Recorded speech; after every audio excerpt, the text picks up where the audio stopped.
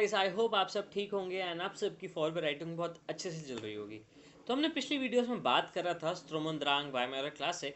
I hope आपको ये सारी वीडियोस क्लियर होंगी एंड अगर कुछ भी डाउट होता है तो please drop your comment in the comment box. I will be happy to reply you.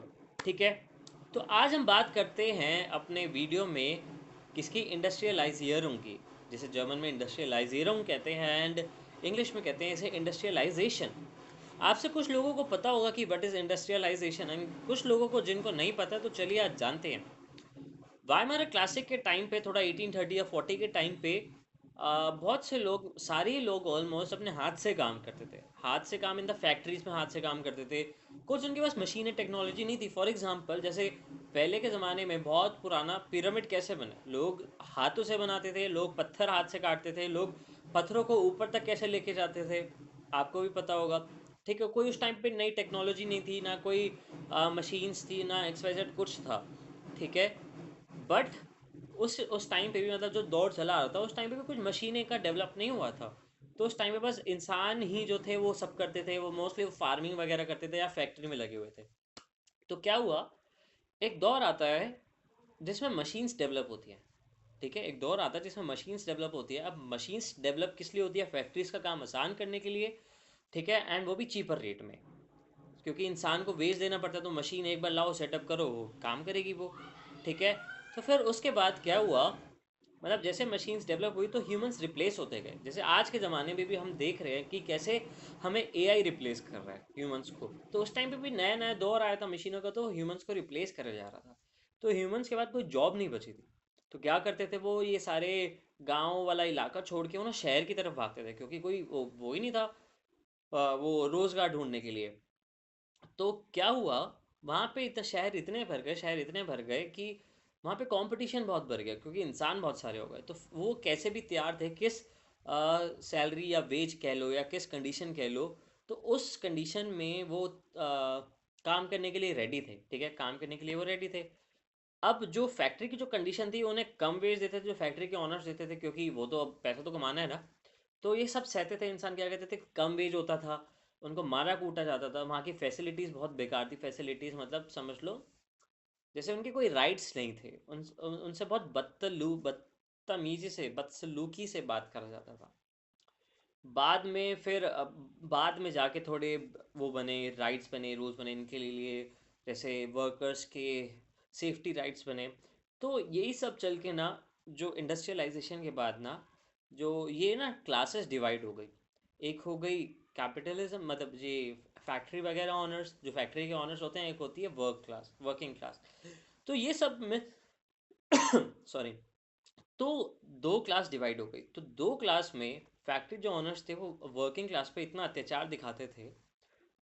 तो यही डिसएडवांटेज थे इंडस्ट्रियलाइजेशन के। एंड कुछ फ़ायदे भी हो, जैसे आइजनबान जर्मन में कहते हैं, एंड इंग्लिश में आप रेलवे ले लो तो रेलवेज का इजाद हुआ, इन्वेंट हुआ।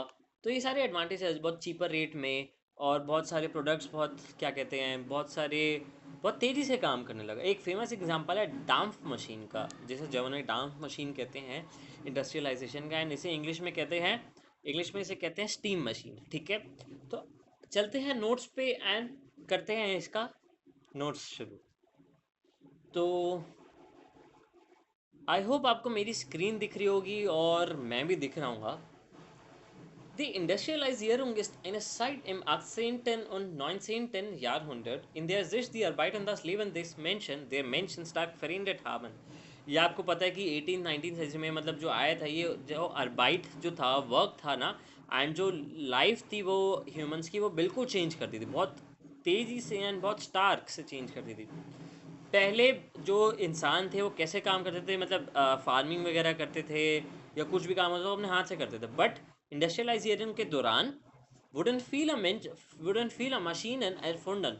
Diese Maschinen konnten schneller und billiger produzieren als Menschen. जो ये मशीन्स थी, इन्होंने क्या करा, वो क्या कर पाती थी, वो बहुत जल्दी और बहुत सस्ते में काम कर पाती थी as compared to humans. Ein famous Example है Dampfmaschine, जिसे हम इंग्लिश में कहते हैं steam machine. Ein sehr wichtiger Erfindung war die Dampfmaschine. Mit ihr konnten Fabriken große Maschinen antreiben. Antreiben मतलब थोड़ा मूव करना, ठीक है, मूव करने में उस वे में। तो ये एक डाम्प मशीन का एग्जांपल है, मतलब एक फोटो है डाम्प मशीन की। तो डाम्प मशीन आप पूछोगे यार स्टीम इंजन या स्टीम मशीन क्या है ये? स्टीम मशीन जैसे क्या होती है, अ, एक हमने चीज़ में रख दिया वाटर, ठीक है। अब वाटर को हम करेंगे हीट, बॉईल करेंगे, जिससे क्या पैदा होगी, स्टीम पैदा होगी। अब जो स्टीम है ना, जो हीट है ना, वो क्या यूज़ आती है ऑब्जेक्ट को मूव करने में, ऑब्जेक्ट को मूव करने में। अब आप ये देखोगे कि फॉर एग्जांपल रेलवेज, रेलवेज जो इंजन होता है पहले के टाइम पे क्या होता था, कितना सारा ऊपर से धुआं निकलता था, राइट। एंड कैसे मूव होता था, वो स्टीम से ही मूव हो रहा था। मतलब नीचे कोल जाता, कोल बनता था, कोल का जो स्टीम था वो किससे, जो स्टीम का जो प्रभाव था इतनी जोर से आगे बढ़ता था। एंड आप एक कॉमन डे एग्जांपल लोगे तो एक प्रेशर कुकर, प्रेशर कुकर में पानी डालो, ठीक है, प्रेशर कुकर में या कुछ भी आप दाल वगैरह बना रहे हो, चावल वगैरह बना रहे हो, तो जो उसकी जो हीट जम रही है, ठीक है, जो उसकी स्टीम ऊपर आती है, तो उसके ऊपर, कुकर के ऊपर क्या हो रहा है, सीटी जिसे हम कहते हैं, विसल, वो भी ऊपर हो जाती है ना, स्टीम के साथ होती है। तो वही स्टीम का प्रभाव है कि वो इंसान, मतलब एक चीज़ को मूव करने में काम आती थी, ठीक है, एक मशीन को मूव करने में काम आती थी। जो viele Menschen zogen vom Land in die Stadt, um dort Arbeit zu finden. Die Städte wurden größer und voller. ठीक है, जो बहुत सारे लोग थे वो गांव वाँव की जगह कहाँ चले गए, शहर में चले गए, वहाँ पे वो ढूंढने के लिए। और वो क्या होती गई, वो बहुत फिल होती गई। Die Arbeitsbedingungen in den Fabriken waren oft sehr schlecht. Die Menschen arbeiteten viele Stunden am Tag für wenig Geld. Auch Kinder mussten arbeiten. ये आपको मैंने जैसे बताया कि बहुत कंडीशन ख़राब थी उस टाइम पे, बहुत कम कम उसमें पैसों में काम करना पड़ता था, बहुत सारे सारे आवर्स, एंड यहाँ तक कि उनके बच्चों को भी काम करना पड़ता था। तो यही इंडस्ट्रियलाइजेशन का प्रभाव पड़ा, ठीक है। कोई भी वहाँ पे कोई ऐसे राइट्स नहीं थे किनके लिए, एम्प्लॉयज़ के लिए। तो बाद में क्या आता है, später entstanden Bewegungen und Gesetze, die die Arbeitsbedingungen verbessern sollten, ठीक है।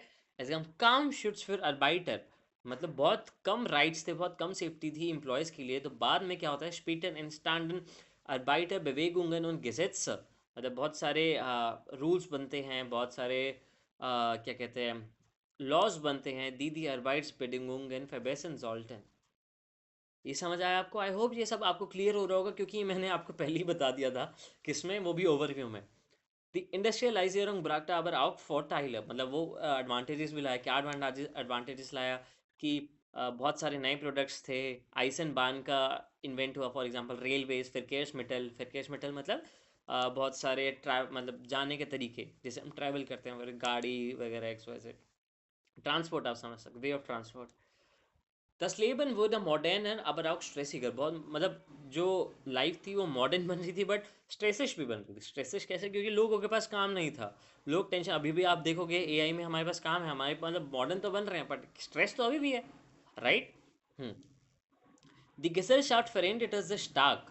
Es entstand eine neue soziale Klasse, die Arbeiterklasse, und große Unterschiede zwischen reichen Fabrikbesitzern und armen Arbeitern। वही है कि हाँ भाई, एक सोशल क्लास बनी, एक मतलब दो क्लास बनी किसकी, एक अपर क्लास जिसमें सारे फैक्ट्री ओनर्स आते हैं, और एक नीची क्लास जिसमें सारे वर्कर्स आते हैं। उन दोनों में नोक झोंक होती थी। नोक झोंक तो नीचे वाले नहीं कर सकते, पर फैक्ट्री ओनर्स क्या करते थे, उनको बहुत बदसलूकी से बात करते, बहुत बदसलूकी से वो करवाया जाता था, क्या कहते हैं, ट्रीट करा जाता था, ठीक है।